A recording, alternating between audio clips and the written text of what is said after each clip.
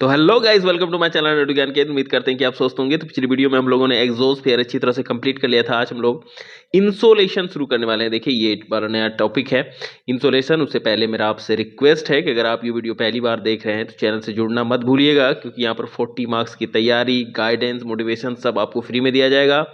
दूसरा कि डिस्क्रिप्शन में आपको एक टेलीग्राम चैनल का लिंक मिलेगा, वहाँ भी जुड़ जाइएगा, क्योंकि वहाँ पे भी आपको फ्री में क्विजेज और पीडीएफ प्रोवाइड करवाए जाएंगे। चलिए अब बिना किसी देरी के वीडियो को शुरू करते हैं। सबसे पहले क्या कह रहा है, देखिए, सूर्य से पृथ्वी तक पहुंचने वाली सौर विकिरण ऊर्जा को सूर्यातप कहते हैं। सूर्यातप, इंसोलेशन किसे कहते हैं? सूर्य से पृथ्वी तक पहुंचने वाली सौर विकिरण ऊर्जा को। आपको पता है कि सूर्य से पृथ्वी को क्या मिलता है? ऊर्जा मिलता है। इस ऊर्जा को क्या कहते हैं? विकिरण ऊर्जा कहते हैं। ठीक है, विकिरण ऊर्जा जो पृथ्वी तक पहुंचता है ना, इसी को इंसोलेशन या सूर्यातप कहते हैं। याद रखिएगा, यह ऊर्जा लघु तरंगों के रूप में सूर्य से पृथ्वी तक पहुंचती है। कई बार ये क्वेश्चन आ चुका है कि सूर्य से ऊर्जा पृथ्वी तक किन तरंगों के रूप में पहुंचती है। तो याद रखिएगा, लघु तरंगों के रूप में पहुंचती है। किस तरंगों के रूप में पहुंचती है? लघु तरंगों के रूप में पहुंचती है। वायुमंडल की बाहरी सीमा पर सूर्य से प्रति मिनट प्रति वर्ग सेंटीमीटर पर 1.94 कैलोरी ऊष्मा प्राप्त होती है। देखिए क्या कह रहा है, वायुमंडल की बाहरी सीमा पर, वायुमंडल का जो बाहरी सीमा है ना, बाहरी सीमा, वायुमंडल का बाहरी सीमा पर सूर्य से प्रति मिनट प्रति वर्ग सेंटीमीटर, प्रति मिनट और प्रति वर्ग सेंटीमीटर वाला एरिया में कितना ऊष्मा प्राप्त होता है? 1.94 कैलोरी ऊष्मा प्राप्त होता है। धरातल पर प्राप्त सूर्यातप की मात्रा में उष्ण कटिबंध में 220 वाट प्रति वर्ग मीटर से लेकर ध्रुवों पर 70 वाट प्रति वर्ग मीटर की भिन्नता पाई जाती है। उष्ण कटिबंध पर कितना पाया जाता है? तो 320 पाया जाता है। कितना पाया जाता है? 320 पाया जाता है। वहीं पर जब हम ध्रुवों की बात करेंगे, आपको पता होगा कि ध्रुव पे जो सूर्य का ताप क्या होता है? कम होता है। तो वहां पे कितनी मात्रा होती है? 50 वॉट प्रति वर्ग किलोमीटर में कितना मिलेगा? एक वर्ग किलोमीटर में कितना मिलेगा? 70 वॉट मिलेगा। ये बात याद रखिएगा। आगे देखिए क्या कह रहा है कि सबसे अधिक सूर्यतप उपोष्ण कटिबंध मरुस्थलों पर प्राप्त होता है। सबसे अधिक सूर्यतप कहाँ पे प्राप्त होता है? तो उपोष्ण कटिबंधीय मरुस्थल पर प्राप्त होता है। आपसे क्वेश्चन ये पूछ सकता है कि सबसे अधिक सूर्यातप जो है, इंसोलेशन जो है, वह कहाँ पर पाया जाता है, कहाँ पर प्राप्त होता है? तो उपोष्ण कटिबंधीय मरुस्थल पर। कहाँ पे? तो उपोष्ण कटिबंधीय मरुस्थल पर पाया जाता है, क्योंकि यहाँ मेघाच्छादन बहुत कम पाया जाता है। मरुस्थल में मेघाच्छादन बहुत कम पाया जाता है। क्यों कम पाया जाता है? क्योंकि आपको पता है कि पेड़ जितना कम रहेगा, सूर्य का रोशनी डायरेक्ट उतना ज़्यादा पृथ्वी पर आएगा और उतना ज़्यादा क्या होगा? हीट जनरेट होगा।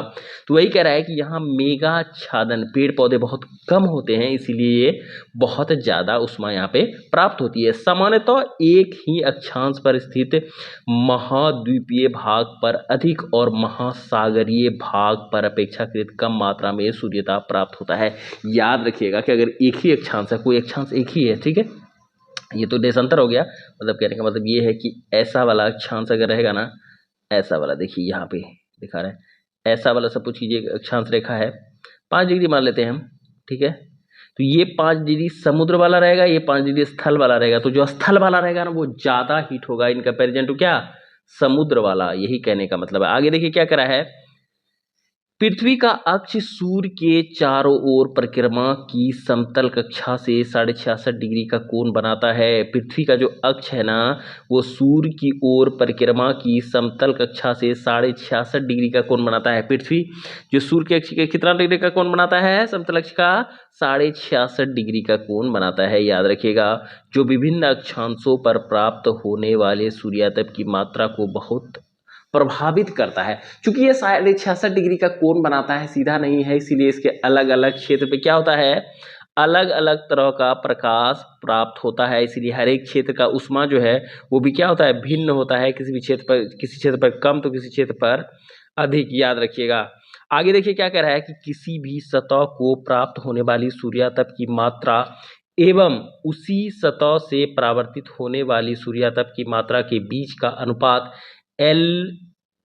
एल्बिडो कहलाता है। एल्बिडो क्या कहलाएगा? देखिए ध्यान से देखिए, किसी सतह को प्राप्त होने वाले सूर्यताप, किसी भी सतह पे जो सूर्यताप प्राप्त होता है वह उसी सतह पर परावर्तित होने वाले सूर्यताप, उसी सतह से परावर्तित, मतलब पहले तो सूर्य मिलेगा उससे और फिर उसी से परावर्तित जो होगा, उसी से जो लौटेगा, परावर्तित मतलब क्या हुआ, लौटने वाला सूर्यताप के जो मात्रा है ना, मात्रा के बीच का अनुपात, इन दोनों के बीच का अनुपात जो आया और जो लौटा उसके बीच के अनुपात को क्या कहते हैं, एल्बिडो कहते हैं। याद रखिएगा, आपसे क्वेश्चन पूछेगा कि एल्बिडो किसे कहते हैं, तो आप कहेंगे पृथ्वी पर सूर्यताप की मात्रा, प्राप्त मात्रा और परावर्तित मात्रा के अनुपात को हम लोग क्या कहते हैं, एल्बिडो कहते हैं।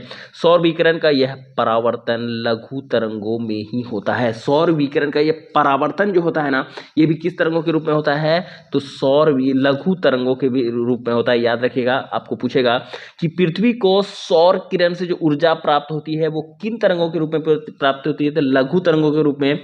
आगे आपसे पूछे जाएगा कि वह जो परावर्तित सौर विकिरण जो परावर्तित होती है तो वह किन तरंगों के रूप में परावर्तित होती है, तो वो भी लघु तरंगों में ही होता है। आगे देखिए क्या करा है, वायुमंडल की बाह्य सीमा पर प्राप्त होने वाले सौर विकिरण का लगभग 32% भाग बादलों की सतह से परावर्तित तथा धूल कणों से परिक्रमित होकर अंतरिक्ष में लौट जाता है। क्या होता है, देखिए वायुमंडल की बाह्य सीमा पर प्राप्त होने वाले सौर विकिरण का लगभग 32% भाग जो है, वायुमंडल की बाह्य सीमा पर जो सौर विकिरण का प्राप्त होता है उसका 32% भाग क्या होता है, बादलों की सतह से परावर्तित हो जाता है। बादलों की सतह से बाहर से जो आ रहा है, मतलब यहाँ से जो सौर विकिरण आ रहा है, सूर्य से जो आ रहा है, यहाँ बादल है, इस सौर विकिरण का 32% भाग क्या होगा, वापस चला जाएगा, परावर्तित हो जाएगा तथा धूलकण से परिक्रमित होकर अंतरिक्ष में लौट जाते हैं।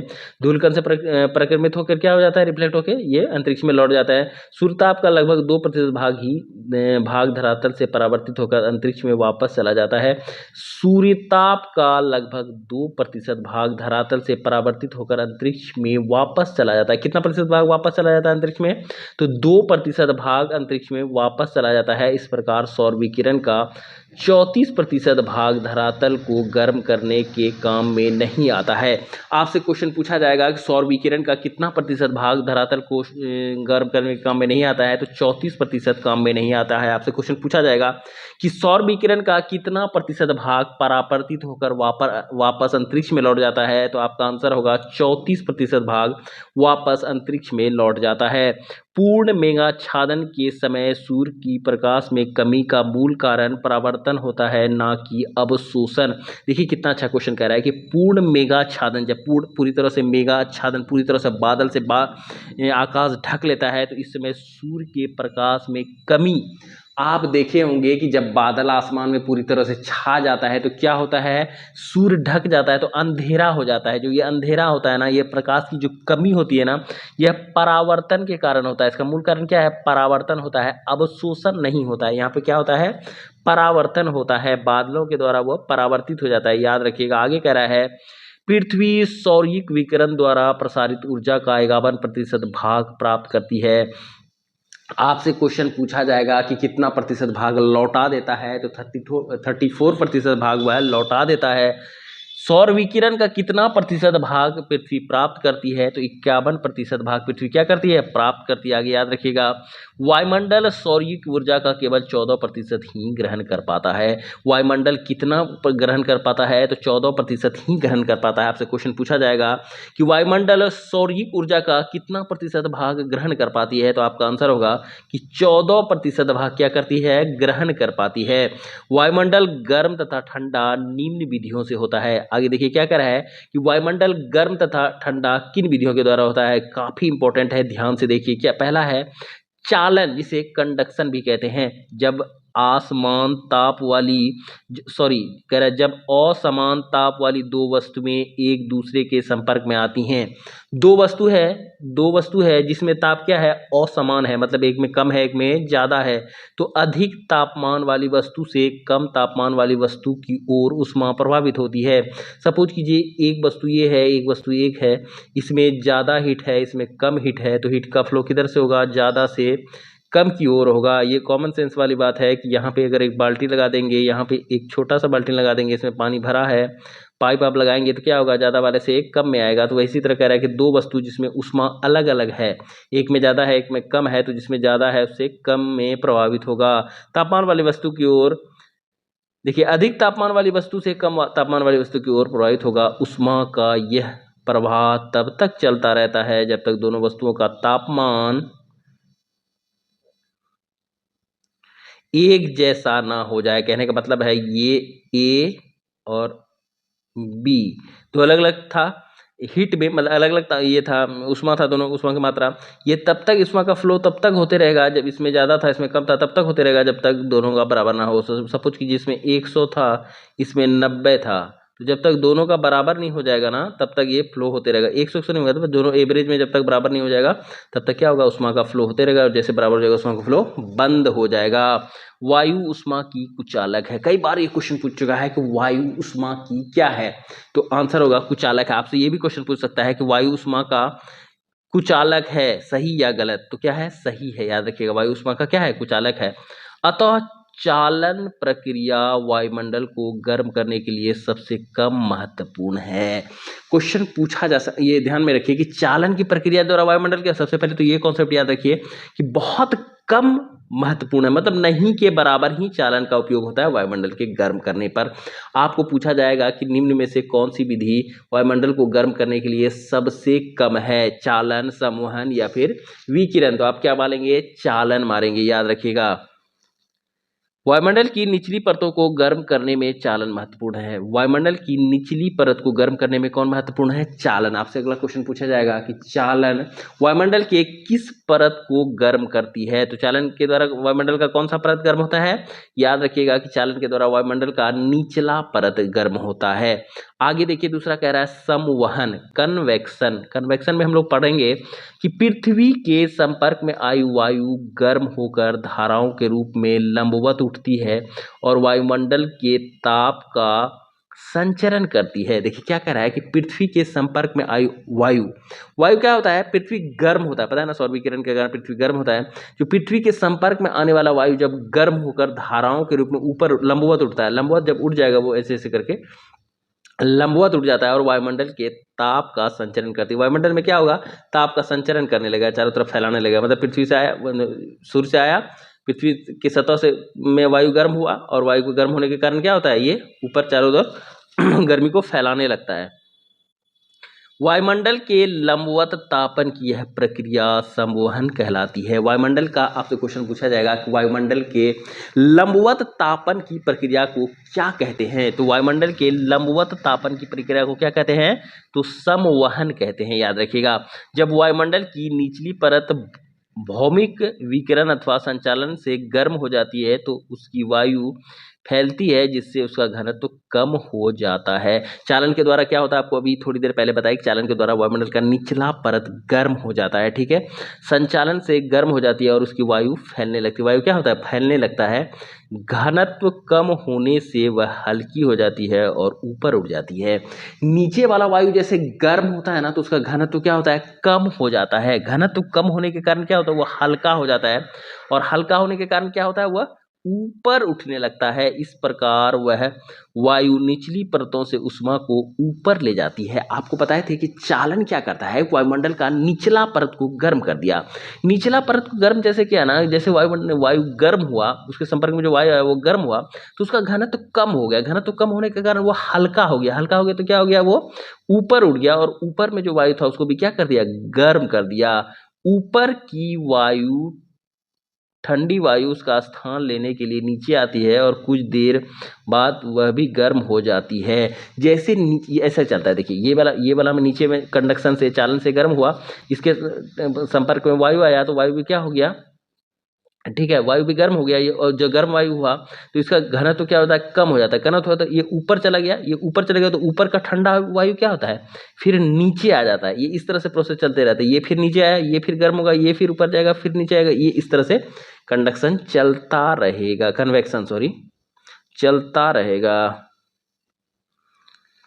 निचली परत उष्मा ऊपर चले जाए तो ऊपर की ठंडी वायु उसका स्थान लेने के लिए नीचे आती है और कुछ देर बाद वह भी गर्म हो जाती है। इस प्रकार संवहन प्रक्रिया द्वारा वायुमंडल क्रमशः नीचे से ऊपर गर्म होता है। आपसे क्वेश्चन एकदम बारीकी से पढ़िए, क्वेश्चन पूछा जा सकता है कि संवहन प्रक्रिया द्वारा वायुमंडलीय किस क्रम में गर्म होती है, ऊपर से नीचे या नीचे से ऊपर। तो आप याद रखिएगा कैसे गर्म होती है, नीचे से ऊपर गर्म होती है, क्योंकि आपको हम सारा प्रोसेस बता दिए। संवहन से पहले जो है चालन के कारण पहले नीचे वाला परत गर्म होगा, इसके आसपास में जो वायु होगा वो गर्म हो जाएगा, ये वायु जैसे गर्म होगा, कॉन्सेप्ट से समझिए, इसका घनत्व कम हो जाएगा, इसका घनत्व कम होगा तो ये ऊपर उठ जाएगा। ऊपर उठने के बाद क्या होगा, यहाँ जो ठंडा वायु था ना, ये भारी वायु था, ये क्या आ जाएगा, इसका स्थान लेने नीचे आ जाएगा, और जैसे ये नीचे आएगा तो ये भी सेम प्रोसेस चालन के द्वारा फिर से गर्म हो जाएगा, फिर ये ऊपर जाएगा, फिर ये नीचे जाएगा। तो ये वाला जो आप देख रहे हैं ये प्रोसेस कि ये ऐसे जा रहा है, फिर ऐसे, फिर ऐसे, फिर ऐसे, इस तरह से कन्वेक्शन या चालन द्वारा क्या होता है, गर्म होता है।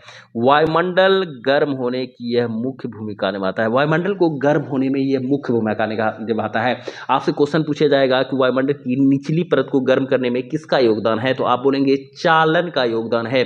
दूसरा क्वेश्चन पूछा जाएगा कि वायुमंडल को गर्म होने में कौन सा विधि सबसे ज्यादा अपना योगदान देता है, तो कौन सा देता है, कन्वेक्शन या संवहन विधि के द्वारा होता है। संवहन द्वारा ऊर्जा का हस्तांतरण केवल क्षोभ मंडल तक ही सीमित रहता है। क्वेश्चन पूछा जाएगा कि संवहन द्वारा ऊर्जा का स्थानांतरण किस मंडल तक सीमित रहता है, तो किस मंडल तक रहता है, क्षोभ मंडल तक ही सीमित रहता है, ये बात आप ध्यान में रखेंगे। अगला देखिए क्या करा बॉक्स में, संवहन द्वारा ऊष्मा का संचरण केवल गैसीय एवं तरल पदार्थों में होता है। ये क्वेश्चन साइंस में भी कभी कभी पूछ जाता है, तो ध्यान से देखिए, संवहन के द्वारा जो गर्म होता है, ऊष्मा का जो संचरण होता है, स्थानांतरण होता है, वो किसकी तरह होता है, संचलन केवल गैसीय एवं तरल पदार्थों में होता है। ये जो संवहन, ये जो कन्वेक्शन आप विधि देख रहे हैं, ये सिर्फ दो ही में लग सकता है, या तो गैस होना चाहिए या तो तरल पदार्थ होना चाहिए, क्योंकि उनके अणुओं के बीच का बंधन कमजोर होता है। यह प्रक्रिया ठोस पदार्थ में लागू नहीं होता है। आपसे क्वेश्चन पूछा जाएगा कि कौन सी विधि ठोस पदार्थ में लागू नहीं होती है, तो आपका आंसर होगा कि संवहन विधि ठोस पदार्थों में लागू नहीं होती है, क्योंकि उसके बीच का बंधन काफी मजबूत होता है। वहीं यह गैसीय और तरल पदार्थ में लागू होती है, क्योंकि उसके बीच का बंधन क्या होता है, कमजोर होता है, याद रखिएगा। आगे तीसरा देखिए, विकिरण जिसे रेडिएशन कहते हैं, किसी पदार्थ को ऊष्मा तरंगों के संचार द्वारा सीधे गर्म होने को विकिरण कहते हैं। किसी पदार्थ को ऊष्मा तरंगों द्वारा, किसी पदार्थ का को गलत से लिखा गया है, किसी पदार्थ का ऊष्मा तरंगों के संचार द्वारा, कोई पदार्थ जो है ऊष्मा तरंग के द्वारा तुरंत गर्म हो गया, सीधा गर्म हो गया, तो इस विधि को क्या कहेंगे, विकिरण या रेडिएशन कहते हैं। उदाहरणतः सूर्य से प्राप्त होने वाली किरणों से पृथ्वी तथा उसके वायुमंडल का गर्म होना, पृथ्वी तथा वायुमंडल का जो गर्म होना है वो क्या कहलाता है, रेडिएशन, सीधा संचार, सीधे गर्म हो गया तो उसको क्या कहेंगे, विकिरण कहेंगे। तीनों विधि को आप ध्यान से देख लिए। आगे कह रहा है, पृथ्वी द्वारा प्राप्त प्रवेशी सौर विकिरण जो लघु तरंगों के रूप में होता है, किस तरंगों के रूप में होता है, लघु तरंगों के रूप में होता है, पृथ्वी की सतह को गर्म करता है। पृथ्वी की सतह को क्या करता है, गर्म करता है, पहले ही हम लोग पढ़ चुके हैं। पृथ्वी स्वयं गर्म होने के बाद एक विकिरण पिंड बन जाती है। पृथ्वी जब स्वयं गर्म हो जाएगा ना, वो विकिरण पिंड बन जाएगा, क्योंकि इसे सूर्य से एनर्जी लिया, ये गर्म हो गया। अब ये खुद गर्म होने के बाद क्या करता है, ये विकिरण का ये खुद अब एनर्जी अपना आप क्या करेगा, छोड़ने लगेगा, एनर्जी अब खुद से छोड़ने लगेगा, और वायुमंडल के में दीर्घ तरंगों के रूप में ऊर्जा का विकिरण करने लगती है। उसके बाद ये दीर्घ तरंग, लघु तरंग वाला क्वेश्चन इस बार का पीआरटी टीआर 3 पीआरटी में आ चुका है, आप क्वेश्चन जाके चेक भी कर सकते हैं। विकिरण करने लगती है। आगे देखिए क्या कहता है, विकिरण करने लगती है, यह ऊर्जा वायुमंडल को नीचे से गर्म करती है। ऊर्जा वायुमंडल को कैसे गर्म करता है, नीचे से गर्म करता है। वायुमंडल में दीर्घ तरंगों के रूप में ऊर्जा विकिरण, देखिए ये क्वेश्चन ध्यान रखिएगा कि सूर्य से जो किरण आ रहा है ना, वो लघु तरंग के रूप में पृथ्वी को गर्म कर रहा है, लेकिन पृथ्वी जो उसको रेडिएट कर रहा है, पृथ्वी जो परावर्तित कर रहा है, वो किस तरह रूप में कर रहा है, दीर्घ तरंगों के रूप में कर रहा है। ये बात आप ध्यान रखेंगे। इस प्रक्रिया को पार्थिव विकिरण कहते हैं। पार्थिव विकिरण किस तरंगों के द्वारा होता है, आपका क्वेश्चन पूछा जाएगा एग्जाम में कि पार्थिव विकिरण किन तरंगों के द्वारा होता है, तो पार्थिव विकिरण दीर्घ तरंगों के द्वारा होता है। पार्थिव विकिरण क्या है, सूर्य से प्राप्त ऊर्जा जब पृथ्वी को गर्म कर देती है और पृथ्वी फिर क्या करता है, उस ऊर्जा को रेडिएट करने लगता है, खुद से रिफ्लेक्ट करता है, तो उसे पार्थिव विकिरण कहते हैं। दीर्घ तरंगदैर्घ्य विकिरण वायुमंडलीय गैसें, देखिए दीर्घ तरंगदैर्घ्य विकिरण वायुमंडलीय गैसों, मुख्यतः कार्बन डाइऑक्साइड एवं अन्य ग्रीन हाउस गैसों द्वारा अवशोषित कर लिया जाता है। पृथ्वी जो भी गैस रेडिएट, देखिए दीर्घ तरंगों का विकिरण वायुमंडल के गैसों का मुख्यतः कार्बन डाइऑक्साइड एवं अन्य ग्रीन हाउस गैसों द्वारा अवशोषित कर लिया जाता है। पृथ्वी जो गैस ये तरंग रेडिएट करता है ना, विकिरण रेडिएट करता है, उसको कौन अवशोषित कर लेता है, तो कार्बन डाइऑक्साइड और अन्य ग्रीन हाउस गैस। इस प्रकार वायुमंडलीय पार्थिव विकिरण द्वारा अप्रत्यक्ष रूप से गर्म होना रूप से गर्म होता है, ना कि सीधे सूर्यताप से। क्या कह रहा है, इस प्रकार वायुमंडल पार्थिव विकिरण द्वारा अप्रत्यक्ष रूप से गर्म होता है, ना कि सीधे सूर्यताप से। इस तरह जो वायुमंडल है वो किससे गर्म होता है, पार्थिव विकिरण द्वारा गर्म होता है, क्योंकि पार्थिव विकिरण द्वारा जो किरण लौटाए जाते हैं उसे ग्रीन हाउस गैस क्या करता है, कार्बन डाइऑक्साइड और अदर ग्रीन हाउस गैस उसको एब्जॉर्ब कर लेता है, अवशोषित कर लेता है, जिसके कारण एक लेयर चढ़ जाता है। आगे हम आपको पढ़ाएंगे, तो एक लेयर चढ़ जाता है जिसके कारण पृथ्वी क्या होता है, बहुत ज्यादा गर्म हो जाता है। आगे देखिए क्या कह रहा है, अभिवहन क्या है, वायु एडवेक्शन। अब वायु के क्षैतिज संचलन से होने वाले ताप का हस्तांतरण अभिवहन कहलाता है। वायु का जब क्षैतिज संचलन होगा ना, क्षैतिज संचलन के कारण जो ताप का हस्तांतरण होगा उसे अभिवहन कहलाता है। लंबवत संचलन की अपेक्षा वायु का क्षैतिज संचलन सापेक्षिक रूप से अधिक महत्वपूर्ण होता है। क्षैतिज वाला ऐसे अधिक महत्वपूर्ण होता है। क्यों अधिक महत्वपूर्ण होता है, मध्य अक्षांशों में दैनिक मौसम में आने वाली भिन्नताएं केवल अभिवहन के कारण होता है। दैनिक मौसम में जो भिन्नता आता है, आपसे क्वेश्चन पूछा जा सकता है कि दैनिक मौसम में जो भिन्नता आता है वो किसके कारण आता है, अभिवहन के कारण होता है। अभिवहन क्या होता है, क्षैतिज मूवमेंट ऑफ एयर जो होता है उसी को कहते हैं। गर्म वायु राशियां जब ठंडे इलाकों में जाती हैं तो उन्हें गर्म कर देती हैं। गर्म वायु राशियां जब ठंडे इलाकों में जाएगा क्या होगा, ये ठंडा इलाका है, ये गर्म वायु है, यहाँ जब आएगा तो इसको क्या कर देता है, गर्म कर देता है। इसमें ऊष्मा का संचार निम्न अक्षांशीय क्षेत्रों से उच्च अक्षांशीय क्षेत्रों तक भी होता है। इसमें क्या होता है, ऊष्मा का संचार निम्न अक्षांशीय क्षेत्रों से उच्च अक्षांशीय क्षेत्रों में होने लगता है। उच्च अक्षांशीय क्षेत्र की तरफ जो है ठंडा रहता है तो वहाँ निम्न अक्षांशीय क्षेत्र से जाता है तो क्या होता है, गर्म कर देता है उसको। वायु द्वारा संचालित समुद्री धाराएं भी उष्णकटिबंधीय से ध्रुवीय क्षेत्रों में ऊष्मा का संचार करती हैं। देखिए क्या कह रहा है कि वायु के द्वारा संचालित समुद्री धाराएं भी कटिबंधों से ध्रुवीय क्षेत्रों में ऊष्मा का संचार करती है। कहाँ से करता है, उष्ण कटिबंधों से ध्रुवीय क्षेत्र में ऊष्मा का संचार करती हैं। आगे देखिए क्या कह रहा है, आगे कह रहा है उष्ण कटिबंधीय प्रदेशों में विशेषतः उत्तरी भाग में गर्मियों में चलने वाली देखिए क्या कर रहा है, बहुत इंपॉर्टेंट है, ध्यान से देखिए। उष्ण कटिबंधीय प्रदेशों में, उष्ण कटिबंधीय जो क्षेत्र है ना, विशेषतः उत्तरी भाग में, विशेषतः उष्ण कटिबंधीय क्षेत्रों का उत्तरी भाग, ये वाला जीरो वाला से ऊपर, यहाँ अगर जीरो है तो यहाँ से ऊपर वाला उत्तरी भाग में गर्मियों में चलने वाली स्थानीय पवन, गर्मी में जो स्थानीय पवन चलता है ना, लू अभिवहन का ही परिणाम है। स्थानीय पवन किसका कारण है, लू अभिवहन का परिणाम है। तो आगे देखेंगे पृथ्वी का उष्मा बजट, हम लोग आगे क्लास में देखेंगे। उम्मीद करते हैं कि ये वीडियो आपको पसंद आया होगा। अगर पसंद आया तो लाइक कीजिए, चैनल पर नए हैं तो सब्सक्राइब करना मत भूलिएगा। मिलते हैं नेक्स्ट वीडियो में, तब तक के लिए जय हिंद।